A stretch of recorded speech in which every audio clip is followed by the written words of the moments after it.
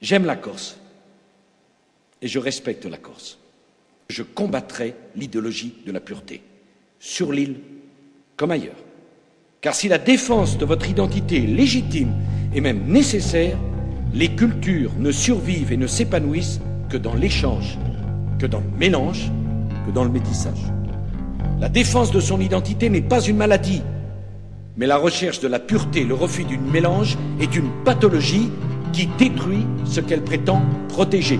Voici la seule limite que je veux mettre.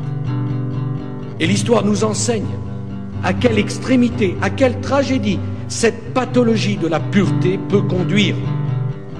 Ensemble, nous devons la combattre, comme nous devons combattre tous les racismes. Ensemble, nous devons préserver les valeurs de la République, qui sont des valeurs d'ouverture. Nous devons garder à l'école son caractère de creuset, sa mission qui est d'ouvrir les intelligences et non de les fermer, d'apprendre à accepter la différence, non à la rejeter. Mission de l'école de former des hommes et des femmes libres, capables de penser par eux-mêmes.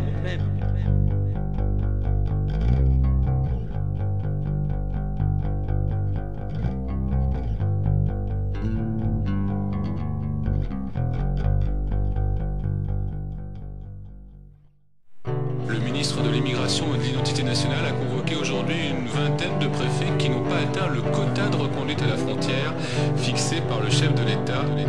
Cette notion de faire du chiffre, on fait abstraction de tout contenu humain, familial, social des gens qui sont là.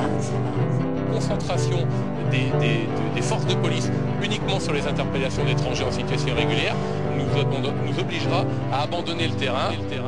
Après s'être fait taper sur les doigts par Nicolas Sarkozy, Brice Hortefeux veut donc intensifier la lutte contre les clandestins. Pourtant, en 6 mois, le nombre de contrôles a augmenté de 300% par rapport à 2006. Parce que c'est le mandat que j'ai reçu du peuple et parce que la France en a besoin. Mais je le ferai avec tous les Français. Je le ferai dans un esprit d'union et dans un esprit de fraternité. Je le ferai sans que personne n'ait le sentiment d'être exclu, d'être laissé pour compte.